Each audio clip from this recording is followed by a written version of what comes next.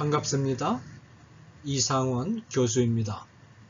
오늘은 10계명 강의 15번째 시간 제6계명 살인하지 말라 첫 번째 시간입니다. 오늘 다룰 주제는 세 가지입니다. 첫째로 살인을 금지한 이유가 무엇인가? 둘째로 제6계명의 한계는 무엇인가? 셋째로 생명의 시작점에 관련된 살인 행위인 낙태, 시험관 수정, 줄기세포 추출을 어떻게 봐야 하는가? 네, 이 세 문제를 다루도록 하겠습니다. 먼저 살인을 금지한 이유가 무엇인가를 정리하겠습니다. 하나님이 살인을 금지한 하나의 이유는 인간이 하나님의 형상을 지닌 존재로 창조되었기 때문입니다. 창세기 1장 26절 27절에 보면 하나님이 이르시되 우리의 형상을 따라 우리의 모양대로 우리가 사람을 만들고, 쭉 나아가서 하나님이 자기 형상 곧 하나님의 형상대로 사람을 창조하시되 라고 되어 있습니다. 인간이 하나님의 형상으로 창조되었다는 말은 기독교인이나 아니면 도덕적으로 고결한 삶을 사람들만을 가리키는 것이 아니라 모든 인간을 가리킵니다. 인간은 하나님의 형상을 지니고 있기에 인간을 죽이는 행위는 하나님의 형상을 파괴하는 행위이며 하나님 자신을 모독하는 행위가 됩니다. 따라서 창세기 9장 6절은 사람을 죽인 자에게 자신의 생명을 내어놓는 형벌을 내리는 이유를 그가 하나님의 형상을 지닌 존재인 인간을 죽였기 때문이다 라고 말합니다.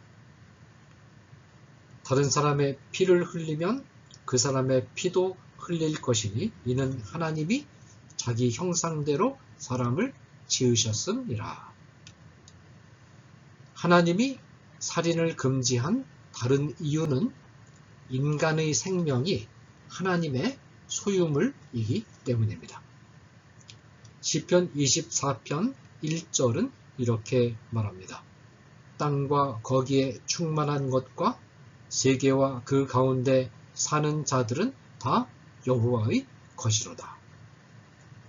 땅에 사는 자들이 여호와의 것이라는 말은 인간의 생명이 여호와의 것이라는 말입니다.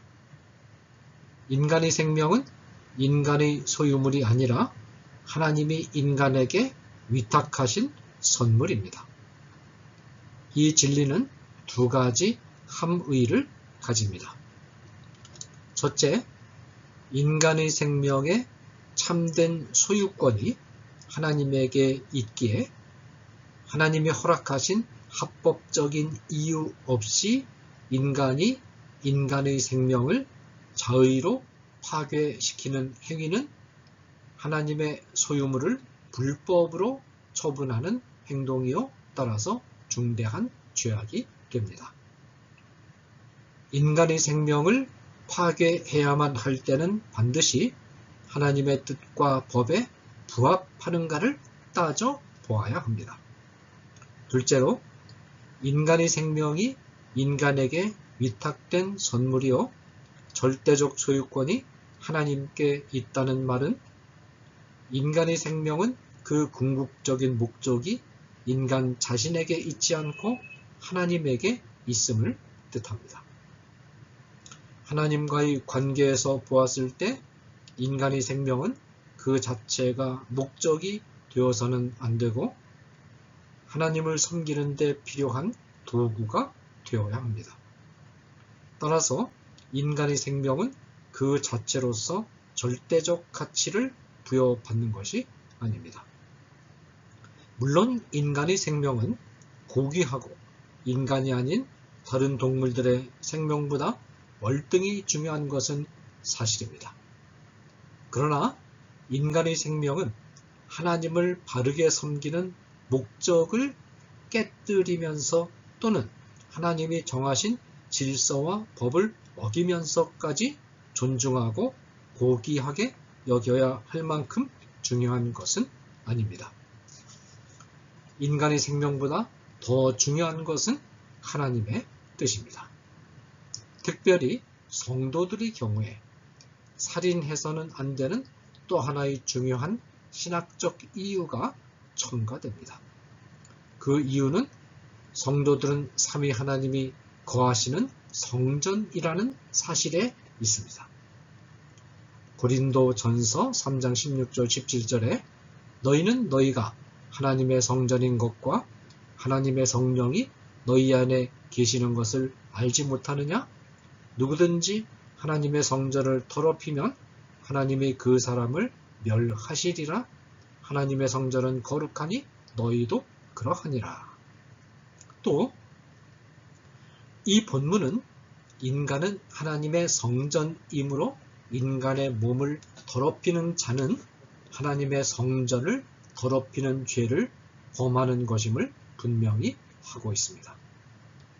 하나님이 허락하지 않으신 부당한 이유로 인간을 죽이는 것은 바로 하나님의 성전을 파괴하는 중대한 죄악이 될 수밖에 없습니다.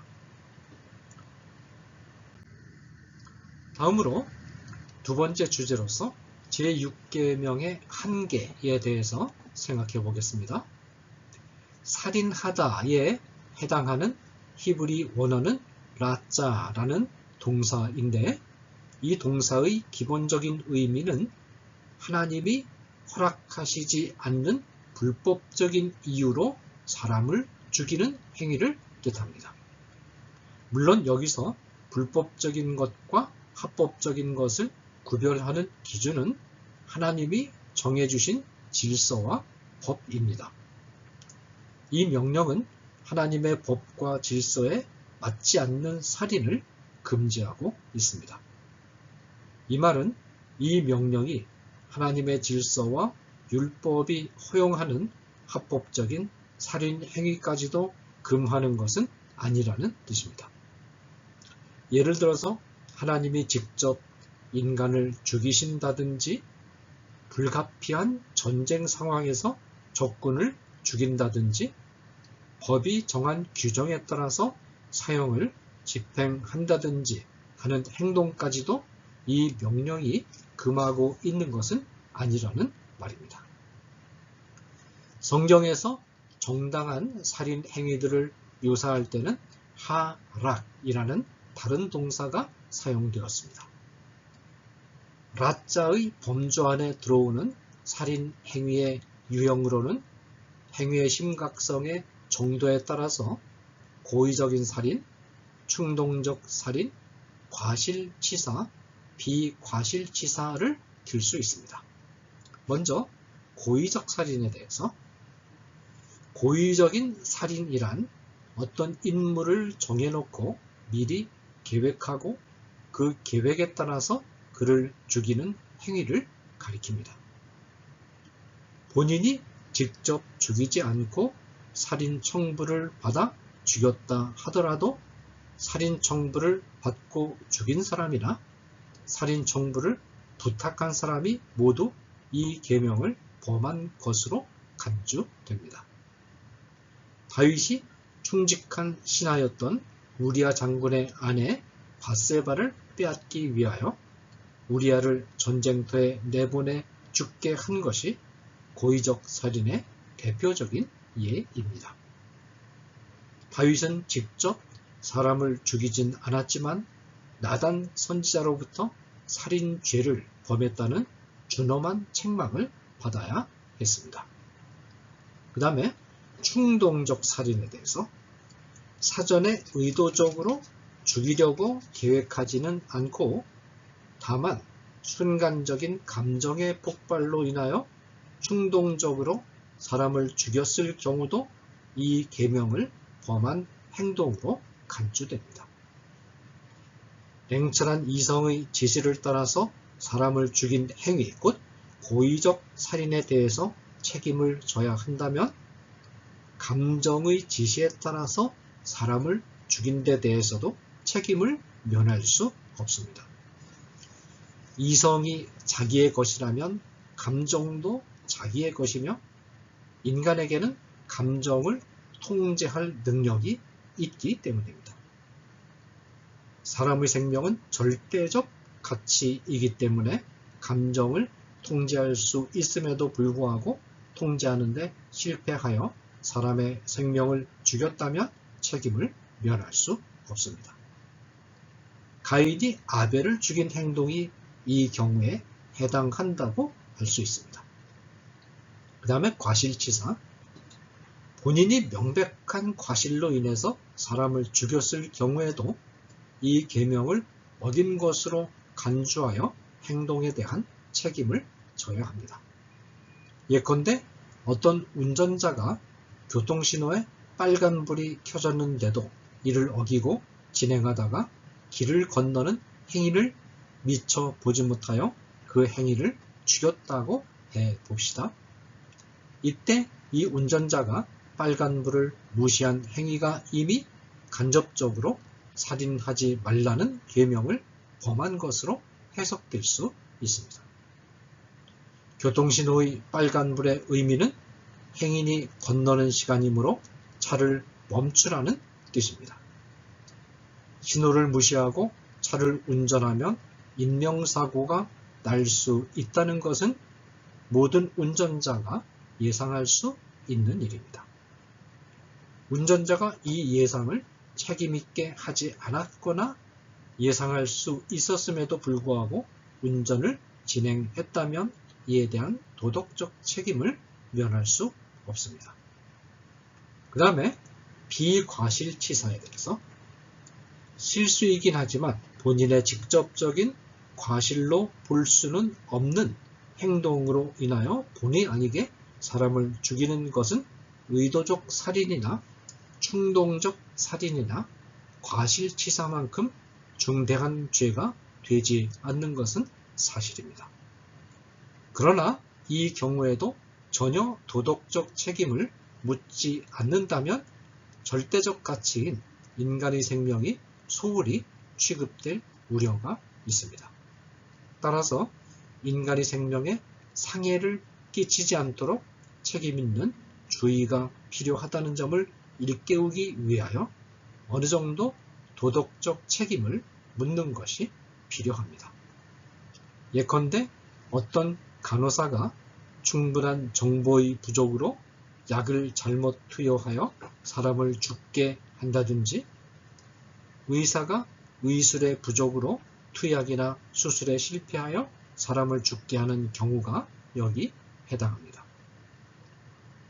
성경에 기록되어 있는 비과실치사의 사례로는 신명기 19장 5절에 기록되어 있는 사건을 예로 들 수 있습니다. 나무꾼이 도끼를 가지고 나무를 베다가 그만 도끼 날이 자루에서 빠져 날아가 사람 몸에 박혀 그 사람이 죽는 사건이 발생했습니다.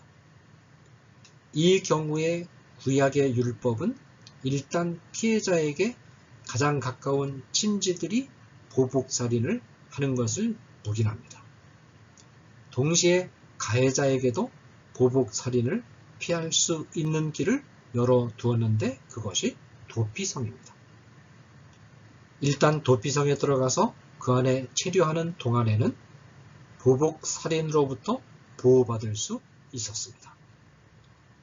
출애굽기 21장 13절에 만일 사람이 고의적으로 한 것이 아니라 나 하나님이 사람을 그의 손에 넘긴 것이면 내가 그를 위하여 한 곳을 정하리니 그 사람이 그리로 도망할 것이며. 그러나 고의적으로 사람을 죽인 자는 도피성에 들어가서 제단을 붙들고 있을지라도 용서받을 수 없었습니다. 출애굽기 21장 14절에 사람이 그의 이웃을 고의로 죽였으면 너는 그를 내 재단에서라도 잡아내려 죽일지니라 라고 되어 있습니다. 현대사회 안에서 행해지는 살인 행위로서 그 정당성 여부가 첨예한 논쟁을 일으키고 있는 문제들로는 낙태, 시험관 수정, 줄기세포 추출, 안락사, 사형제도, 전쟁 등이 있습니다. 이 문제들에 대하여 제6계명의 적용의 맥락 안에서 차례로 검토하겠습니다. 2020년 12월에 최종 개정된 생명윤리 및 안전에 관한 법률, 밑에 이제 생명윤리법이라고 하겠습니다. 이 법은 배아란 인간의 수정란 및 수정된 때부터 발생학적으로 모든 기관이 형성되기 전까지의 분열된 세포군을 말한다 라고 정의함으로써 배아를 인간의 범주로부터 배제했습니다. 이 배아라고 하는 것은 의료계에서 편의상 수정 후 8주까지의 인간 생명체를 부르는 용어입니다. 그리고 8주 이후부터 출생 시까지의 인간 생명체를 태아라고 부릅니다. 이것은 어디까지나 자의적으로 그렇게 나누어서 부르는 것일 뿐, 배아와 태아 사이에 한쪽은 인간이 아니고 한쪽은 인간이다 라는 그런 의미로 구분하는 것은 결코 아닙니다. 생명윤리법은 이와 같은 배아의 정의를 기반으로 시험관 수정을 하고 남은 잔여 배아를 배아 연구기관에 제공하는 것을 허용하고 있는데, 이는 배아를 대상으로 한 연구를 허용하고 있는 것입니다. 생명윤리법은 배아 연구의 허용 시기를 발생학적으로 원시선이 나타나기까지, 곧 수정 후 14일 이전까지로 정하고, 연구의 목적에 대해서는 난임치료 및 피임 기술의 개발, 근위 영양증을 비롯하여 대통령령으로 정하는 희귀 난치병 치료를 위한 연구, 그 밖에 국가위원회의 심의를 거쳐 대통령령으로 정하는 연구로 제한했습니다. 한편 한국의 모자보건법은 임산부와 배우자의 동의하에 본인이나 배우자가 대통령령으로 정하는 우생학적 또는 유전학적 정신장애나 신체 질환이나 전염성 질환이 있는 경우, 강간 또는 준강간에 의하여 임신된 경우, 혼인할 수 없는 혈족 또는 인척 간에 임신된 경우, 임신의 지속이 모체의 건강을 심각하게 해치고 있거나 해칠 우려가 있는 경우에 임신 후 24주 이내에 임신 중절 수술을 허용함으로써 동기간 안에 임산부의 생명권이 아닌 행복 추구권을 위하여 배아와 태아의 생명권을 희생시키는 것을 허용했습니다. 모자보건법과는 대조적으로 형법은 의료인이 낙태 시술을 시행한 경우에 형사 고발할 수 있도록 했으나, 헌법재판소는 이 두 법률의 낙태 관련 조문들 가운데 의사에게 책임을 묻는 조항에 한해서 헌법 불일치 판결을 내리고 형법을 개정하라는 권고를 함과 동시에 형법을 개정하지 않는 경우에 관련 조문들이 효력을 상실한다고 판시했습니다. 헌법재판소는 그 같은 판결의 인간학적인 근거로서 22주 이전에는 최선의 의료기술과 의료 인력이 뒷받침되면 인간 생명체가 태 밖에서 살 수 있고, 22주부터는 태 밖에서 독자적인 생존이 가능하다고 전제함으로써 임신 22주를 기점으로 그 이전과 이후를 다르게 보고 있는 것 같지만 22주 이후에도 인간으로 보지 않고 여전히 훨씬 인간에 근접한 상태로 볼 뿐입니다. 생명윤리법, 형법, 모자보건법, 헌법재판소 판결 등을 종합해 볼 때 한국의 생명윤리 관련 법률들은 수정 후 14일, 22주 등의 구분을 하고는 있으나 첫째로 14일째와 22주째를 각각 다르게 구분하는 근거도 생명윤리법과 헌법재판소 판결이 상이할 뿐만 아니라 둘째로 생명윤리법은 배아 자체를 세포군으로 봄으로써 이 구분을 무의미하게 만들어 버리고 있으며 더욱이 헌법재판소 판결은 22주 이후의 태아도 인간이 아닌 인간에 근접한 상태로 봄으로써 결과적으로는 뱃속의 태아는 인간이 아니라는 관점을 드러내고 있습니다. 이 같은 관점은 한국의 사법계, 나아가서는 한국 사회의 태아에 관한 인식이 얼마나 큰 혼란과 모호성, 위험에 빠져 있는가를 극명하게 보여줍니다. 이와 같은 한국 법조계의 태아의 지위에 관한 인식에 대해서 개혁주의적 인간관과 윤리관은 어떻게 응답하는가?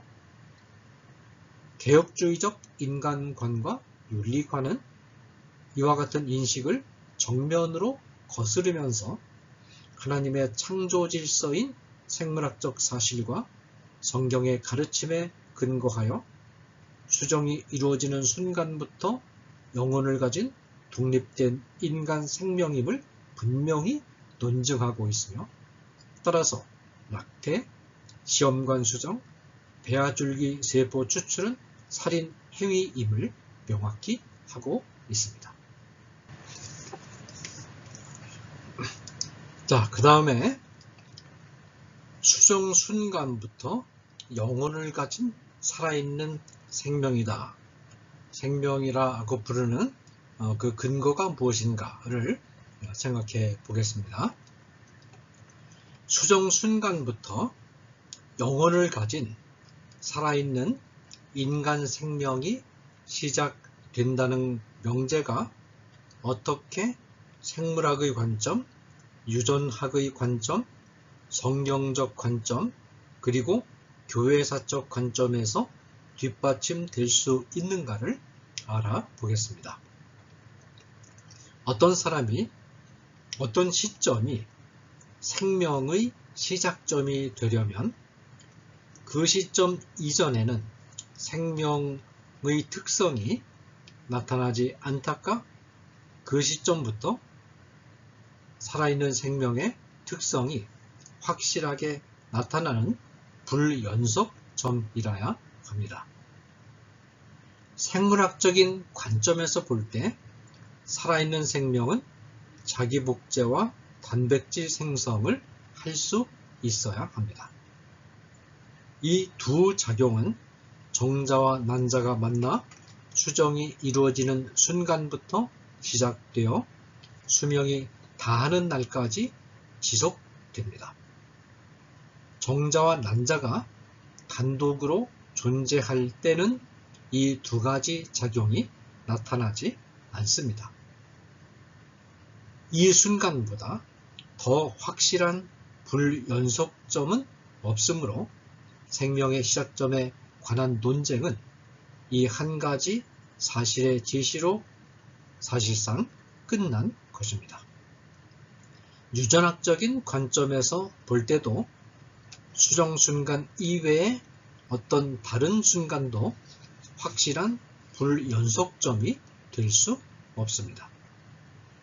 생명의 탄생은 생식세포로부터 시작되는데 생식세포는 두 차례의 분열을 거치면서 정자 또는 난자가 되고 정자와 난자가 다시 만나 수정에 이르는 과정에서 목의 염색체와 북의 염색체 사이에서의 유전자 교환, 두 차례 840만 곱하기 840만의 가능성 가운데 하나의 조합이 선택되는 엄청난 변화의 과정을 거쳐서 수정란으로 확정이 됩니다. 일단 수정란으로 확정되어 염색체 배열이 정해지면 그 후에는 이 배열이 영구적으로 변하지 않습니다. 그러므로 유전학적으로 보더라도 수정이 이루어지는 순간 이외에 다른 불연속점을 상정할 수 없습니다. 성경적인 관점에서 볼 때 중요한 성경 본문 가운데 하나는 시편 51편 5절입니다. 이 구절에서 다윗은 어머니가 죄 중에서 나를 잉태하였나이다 라고 고백합니다. 히브리어 인칭대명사인 나는 영혼을 가진 인격적 주체에만 사용할 수 있는 표현입니다. 다윗은 잉태의 순간에 자기 자신을 가리켜서 나라고 표현하고 있는데, 이는 다윗이 잉태의 순간에 이미 영혼을 가진 살아있는 인격체라는 뜻입니다. 잉태로 번역된 히브리어 야함은 성교를 갖다는 뜻입니다. 수정 순간을 볼 수 없었던 다윗 시대에는 남자와 여자가 성관계를 갖기 위하여 잠자리에 들어갔다가 나오면 아기가 잉태되는 모습을 보고 야함, 즉 야함의 순간, 곧 성관계를 가지는 순간부터 살아있는 인간 생명이 시작된다고 본 것입니다. 그러면 성교를 갖는 시점과 수정란 형성 시점은 어떤 관계가 있을까요? 수정이 이루어지기 위해서는 반드시 정자 사출이 선행되어야 하고, 정자가 사출되기 위해서는 반드시 오르가즘이 있어야 하고, 오르가즘에 도달하기 위해서는 반드시 성관계가 선행되어야 합니다. 그러므로 야함, 즉 성관계의 순간은 절대적으로 수정 순간보다 선행합니다. 이 말의 의미는 성경은 어떤 경우에도 수정란설이 공격받지 못하도록 강력한 호위무사로 수정란설을 둘러싸고 있음을 의미합니다. 임신의 순간 이외의 다른 어떤 시점을 생명의 시작점으로 보는 견해를 제시한 사람은 고대 그리스 철학자 아리스토텔레스였습니다. 아리스토텔레스는 사변적 생물학에 근거하여 남아의 경우는 임신 후 40일째 되는 날 합리적 영혼이 들어와 인간 생명으로서의 생애를 시작하고, 여아의 경우는 90일째 되는 날 합리적 영혼이 들어와 인간 생명으로서의 생애를 시작한다는 견해를 밝힘으로써 유명한 40일, 90일설을 확립했습니다. 40일, 90일설은 유대교의 탈무드에 영향을 주어서 유대교의 기본 입장은 40일, 90일설이었습니다. 초대교회 때는 40일, 90일설이 대세였는데, 놀랍게도 대다수의 초대교회 교부들은 40일, 90일설을 버리고 임신설을 채택했습니다. 초대교회 교부들은 성경이 뱃속의 태아나 배아나 태아에 대하여 임신 순간부터 단절됨이 없이 줄곧 영혼을 가진 인간 생명으로 보고 있다는 사실을 발견한 것입니다. 중세시대에 토마스 아리스토텔레스를 받아들이면서 중세 천년은 40일, 90일설 천하로 바뀌었습니다. 그러나 루터와 칼빈과 같은 종교 개혁자들은 성경의 가르침에 근거해서 40일, 90일설을 버리고 임신설로 돌아갔습니다. 생물학이 발달하고 고배율 현미경이 발견되어 정자, 난자, 수정 과정 등을 관찰할 수 있게 되자 19세기의 과학자들은 수정 순간이 새로운 생명체가 탄생하는 순간임을 확인했습니다. 로마 가톨릭 교회에서는 모든 교리 및 윤리적인 문제들에 대하여 토마스 아퀴나스를 철저하게 추종하면서도 인간 생명의 시작점에 대해서만은 아퀴나스의 이론을 아리스토텔레스의 낡은 생물학에 근거한 이론으로 간주하여 폐기하고 수정란설을 받아들여 오늘날에 이르고 있습니다. 그 다음에 두 번째로 생각할 주제는 낙태, 시험관 수정, 대하 줄기세포 추출은 어떻게 봐야 될 것인가 하는 문제입니다. 영혼을 가진 인간 생명의 시작점이 수정란이 형성되는 시점이라는 인간관에 근거할 때 낙태, 시험관 수정, 줄기세포 추출에 대해서 어떻게 평가해야 하는가가 명확히 드러납니다. 수정란이 형성된 시점부터 영혼을 가진 살아있는 인간이기 때문에 임신 순간부터 출산 시까지의 전 과정에 걸쳐서 시행되는 낙태는 살인 행위가 되므로 금지되어야 합니다. 임산부가 강제로 강간을 당해서 아기를 갖게 되면 임산부의 행복권이 심각하게 침해되는 것이 사실이지만 임산부의 행복 추구권과 태아의 생명권이 충돌할 때 태아의 생명권이 절대적으로 우선하므로 임산부의 행복 추구를 위하여 태아의 생명을 희생시켜서는 안 됩니다. 이 경우에 낙태를 시행하는 것은 범죄자인 강간범에 대한 화풀이를 아무 잘못도 없는 태아에게 하는 죄를 범하는 것입니다. 비록 태아가 사생아로 태어날지라도 살 기회를 주어야 합니다. 다만 임산부의 생명권과 태아의 생명권이 충돌하는 경우, 곧 임산부가 생명을 위협하는 질병 등에 걸려 있는 경우에는 임산부의 생명을 우선적으로 살릴 수 있습니다. 시험관 수정은 난관이 기능을 발휘하지 못하거나 막혔거나 호르몬 장애 등이 있어서 체내에서 수정할 수 없을 때 또는 정자 숫자의 감소로 운동성이 떨어진 경우에 정자와 난자를 채취하여 페트리 접시 안에서 인위적으로 수정을 시킨 다음 자궁에 착상시키는 방식입니다.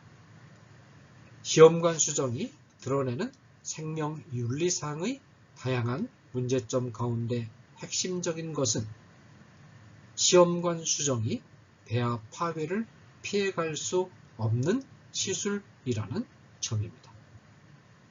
시험관 수정은 그 실패율이 80%에 달하는데 이 과정에서 배아 사례가 필연적으로 수반됩니다.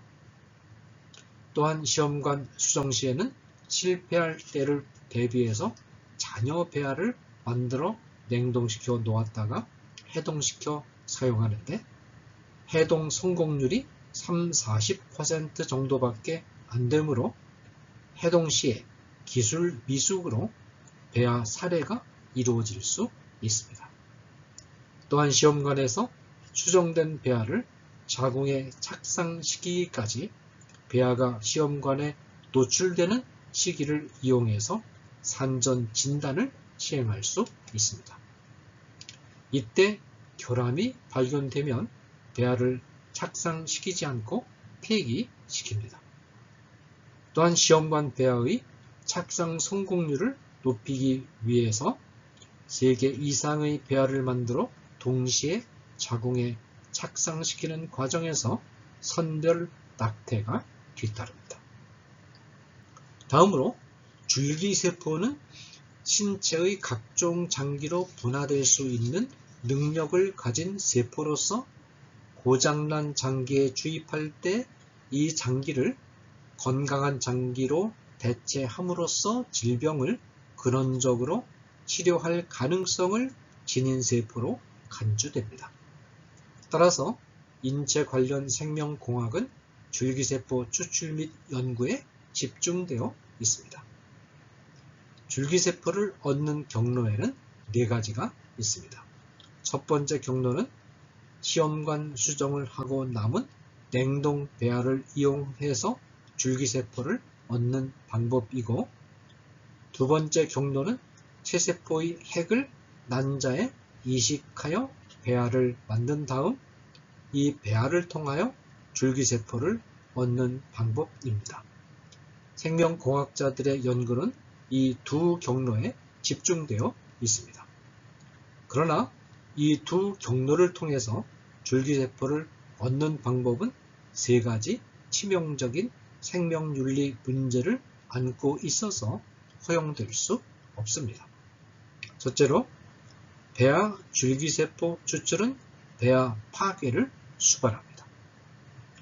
냉동시켰다가 해동된 배아 혹은 체세포 핵 이식 방식으로 만든 배아가 배반포기 단계에 도달했을 때 줄기세포를 추출하는데 이 과정에서 배아 파괴가 뒤따릅니다.